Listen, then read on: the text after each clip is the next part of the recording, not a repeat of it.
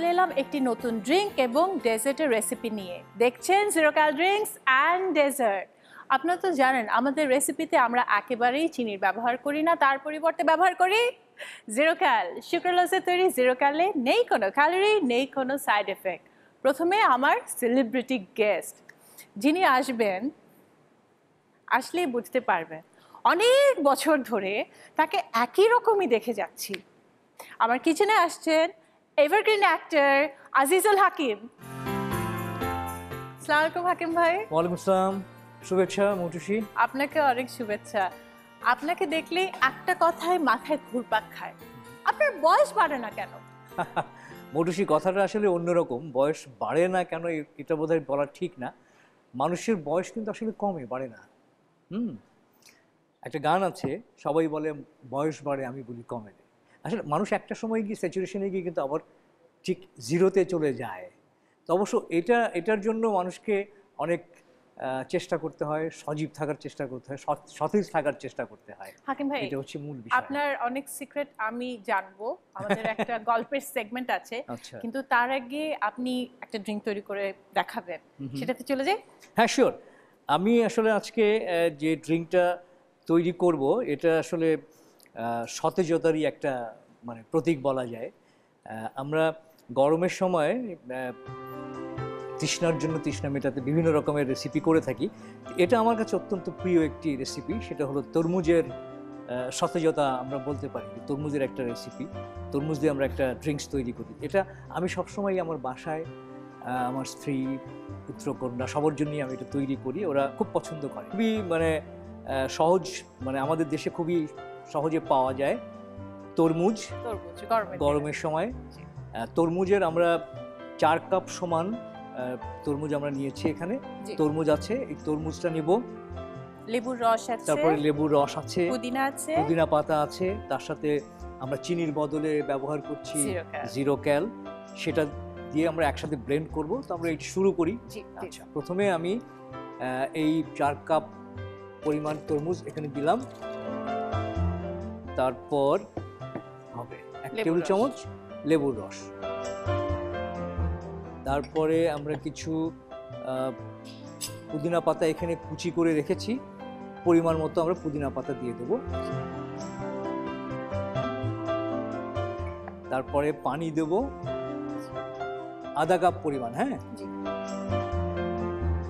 ঠিক আছে।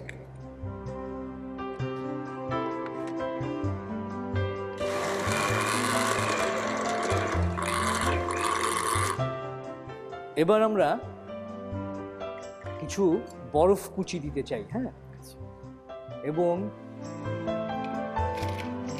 চিনির বদলে জিরো ক্যাল। জিরো ক্যালে পাওয়া যাচ্ছে চিনির স্বাদ, কিন্তু ক্যালোরি বাদ। এরপর দিচ্ছি জিরো ক্যাল। যেহেতু আমরা এখানে 2 গ্লাস পরিমাণ দিয়েছি, সেই ক্ষেত্রে আমরা জিরো ক্যাল দেব 2 স্যাশে। জিরো ক্যালের মাপটা খুব সহজ। 1 স্যাশে জিরো ক্যালের যে মিষ্টি, সেটা হচ্ছে 1 চা চামচ চিনির মিষ্টির মতো। হ্যাঁ, যে পরিমাণ চিনি পছন্দ করেন সেই পরিমাণ চিনি দিয়ে তৈরি করে নেবেন, অসুবিধা নেই। আমরা আবার একটু ব্লেন্ড করে নেব। বরফ কুচিটা দিলাম, একটু সময় নিয়ে আমরা একটা করলাম। তরমুজের সতেজ সজীবতা। অনেকে আবার তরমুজের বিচি মুখে লাগলে অসুবিধা হয়, আমার বেশ লাগে। আর বিশেষ করে এখানে পুদিনা আছে, সেটা যখন মুখে আসবে অন্যরকম একটা আমার টেস্ট। খুব ভালো লাগে। ছেঁকে দিলে আসলে ওইটার টেস্টটা পাওয়া যায় না। আচ্ছা, এবার আমরা একটু সুন্দর করে সাজানোর জন্য আমরা এখানে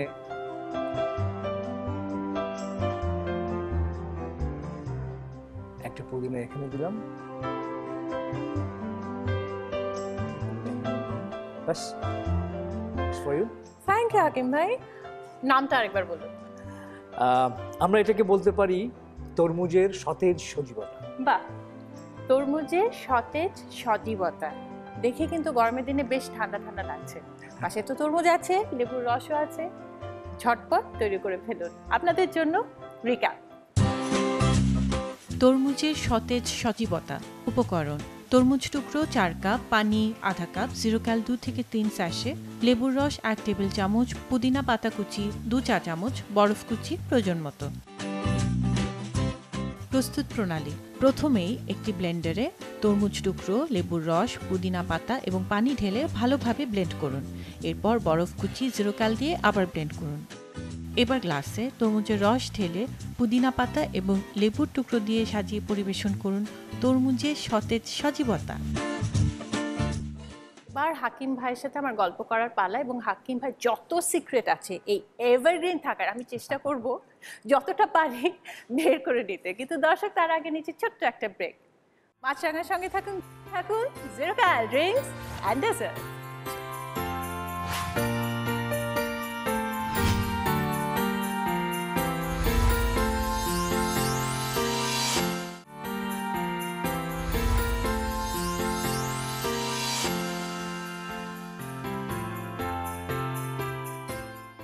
ব্রেকের পর দেখছেন zero cal drinks and dessert, এবং খুব ভালো লাগছে আমি আজকে গেস্ট হিসেবে পেয়েছি আজিজুল হাকিম ভাইকে। হাকিম ভাই, এবার বলুন, আপনাকে কিন্তু ছাড়বো না বলা পর্যন্ত। হ্যাঁ শিওর, কি জানতে চাও বলো।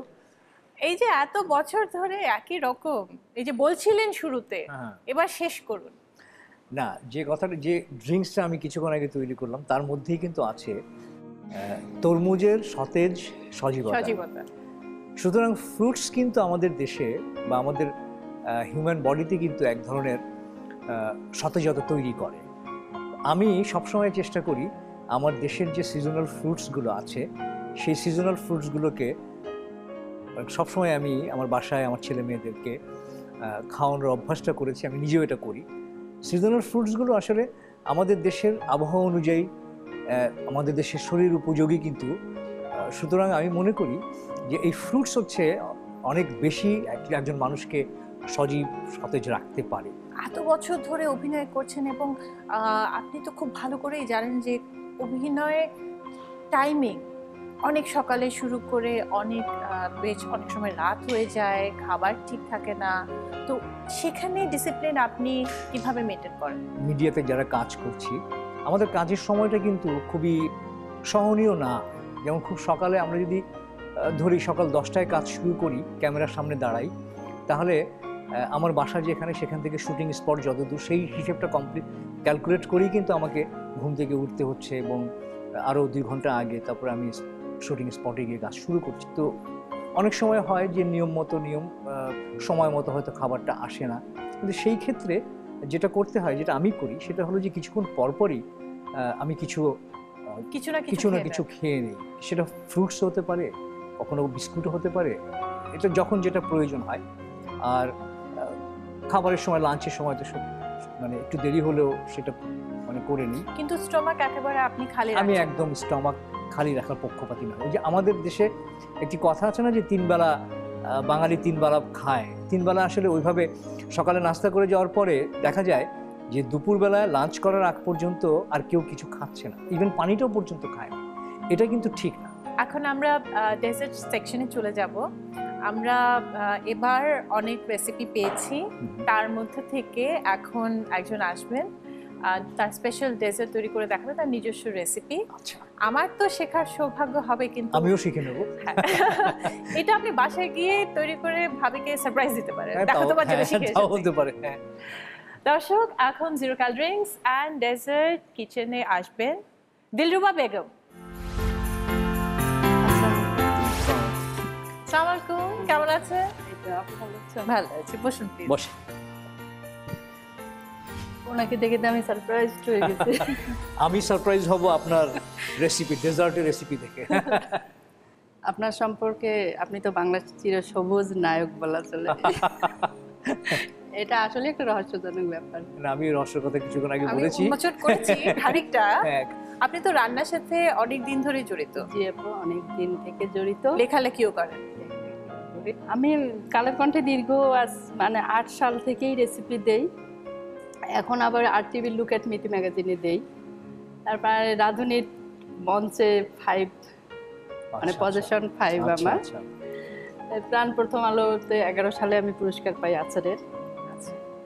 তারপরে ছোট ছোট বাংলাদেশের মানে একদিনের ওয়ান ডে শোতে আমি অনেক পুরস্কার পেয়েছি। আচ্ছা, এই রান্না করাটা কি আপনার শখ নাকি না, মানে এই যে বিভিন্ন রকমের রেসিপি তৈরি করা, এটা কি হ্যাঁ, এটা শখ, এখন এটা নেশার মতো হয়ে গেছে, মানে কিছু থেকে কিছু নতুন সৃষ্টি না করলে ভালো লাগে না। আচ্ছা, প্রথমে যখন এক্সপেরিমেন্ট করেন কোনো রান্না নিয়ে, কার উপর চালান, বাচ্চাদের উপর না হাজবেন্ডের উপর? খুব ভালো একটা প্রশ্ন করেছো আপু। আমি বাচ্চাদের উপরেই চালাই, তার কারণ বাচ্চারা তার না, কারণ বাচ্চারা আবার অনেক দ্রুত সত্যি কথা বলে দেয়। হ্যাঁ, বাচ্চারা আপু, কিন্তু আবার- সত্যিটা তো অপ্রিয় হোক। বাচ্চারা এত বোকা না, বাচ্চারাই আসল জাত। ওরা আমার খারাপ 4 বছরের হলেই, বাচ্চা দিয়ে আমি বুঝতে পারছি। বড়দেরকে কিছু না কিছু দিয়ে ম্যানেজ করা যায়, বাচ্চাদের ভালো না লাগলে সে জিনিস কখনোই বাচ্চারা গ্রহণ করে না। আজকে আপনি যেই ডেজার্ট তৈরি করে দেখাবেন নাম কি? এটা হলো খেজুর, মানে ক্ষীর মালাই। খেজুরের ক্ষীর মালাই। খেজুরের ক্ষীর মালাই। হাকিম ভাই আজকে শিখতে হবে কিন্তু এটা। হ্যাঁ, সেই শিওর, অবশ্যই। খেজুরের ক্ষীর মালাই তৈরি করে দেখাবেন দিলরু বাবা, কিন্তু তার আগে আপনারা তো জানেন একটা ব্রেক নিতে হবে। সঙ্গে থাকুন মাছরাঙা, দেখতে থাকুন zero cal drinks and dessert.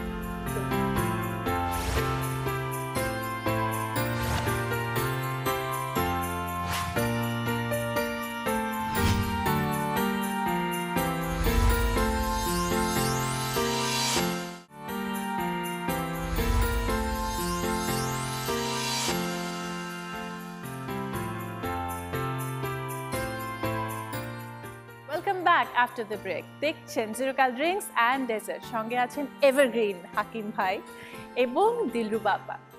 দিলরু বাবা তৈরি করে দেখাবে খেজুরের ক্ষীর মালাই। ক্ষীর মালাই। খেজুরের ক্ষীর মালাই তৈরি করতে কি কি লাগছে? আপু, খেজুর লাগছে বড় সাইজের, আর লাগবে আমাদের ক্ষীর, মানে যেটা ক্ষীরসা, মানে ভিতরে পুরের জন্য, আর লিকুইড দুধ লাগবে, গুঁড়া দুধ লাগবে, আর মাওয়া লাগবে, পেস্তা কুচি, আর আমরা একটু খেজুর ডেকোরেশনের জন্য কুচি করে রেখেছি। আর লাগবে হলো জিরো জিরো ক্যাল ক্যাল। লাগছে। আপনি ক্ষীর তৈরি করে রেখেছেন আগে থেকে, এটা আমি কিভাবে আগে করেছেন? ক্ষীরসাটাকে আসলে আমরা মালাইটাকেই এটা একটু বেশি শুকিয়ে নিয়েছি, এবং সাথে মাওয়া ব্যবহার করলেই ওইটা ক্ষীরসা হয়ে যাবে। মাওয়া কি আপনি কিনে নিয়েছেন না না, তৈরি মাওয়া করেছেন? আমার বাসায় তৈরি আপু। কিভাবে করেছেন? মাওয়াটা তৈরি আসলে মাওয়ার ঘি লাগবে সামান্য, মানে হাফ কাপ যদি আমরা গুঁড়া দুধ নেই তাহলে হাফ টেবিল চামচ হইল ঘি, আর 2-3 ফোঁটা হলো কেওড়া জল বা গোলাপ জল, ওটা মিক্সড করলেই একদম মাওয়ার মতো। চুলায় মিক্স করলেন? না, এটা শুকনা শুকনা? শুকনা। ও আচ্ছা। এটা মিক্সড করলে একটা মানে ডো তৈরি হবে।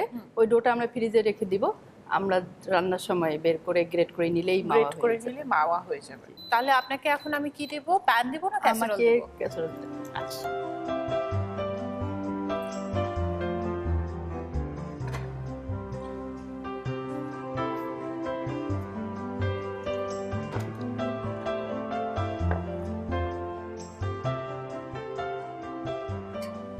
এখানে দুধটা কিন্তু ঘন করা আছে, আগে জাল দিয়ে আগে রাখা জাল হয়েছে। দিয়ে ঘন করা আছে। আমরা এর জন্য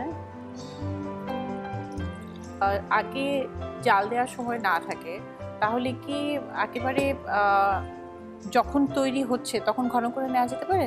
হ্যাঁ, তখন আমরা গুঁড়া দুধটা বেশি ব্যবহার করব, তাহলে দুধটা ঘন হয়ে যাবে। আপু, আমরা দুধটা দিয়ে দেবো। ঠিক আছে। গুঁড়ো দুধ কি পরিমাণ তাহলে দিলাম, কতটুকু? আমরা এখানে হাফ কাপ গুঁড়া দুধ ব্যবহার করলাম।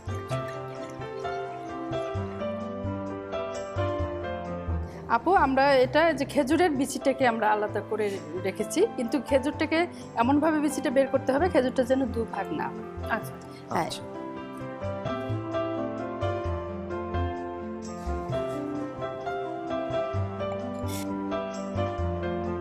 এর মধ্যে কিছুটা পেস্তা দিয়ে দেবো, পেস্তা কুচি। আচ্ছা।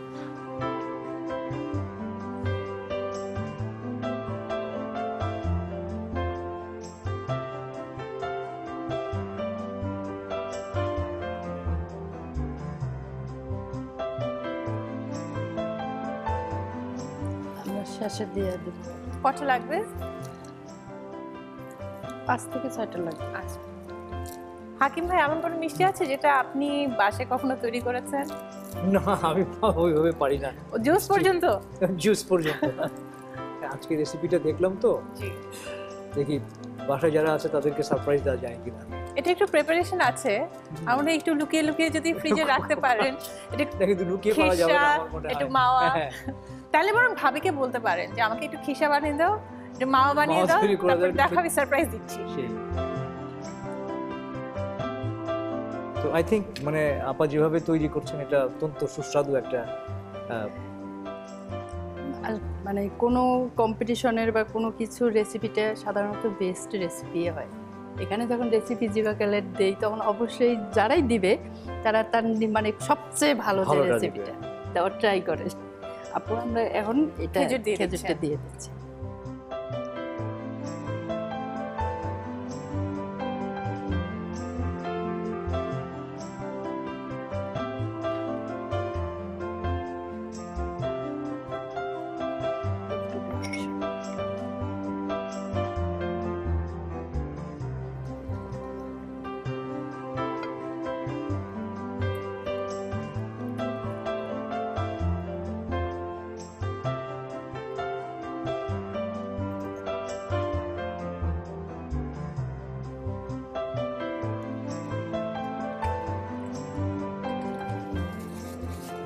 চিনের জন্য পেস্তা, মানে পেস্তা আর একটু পেস্তা মাওয়া, কুচি। পেস্তা কুচি।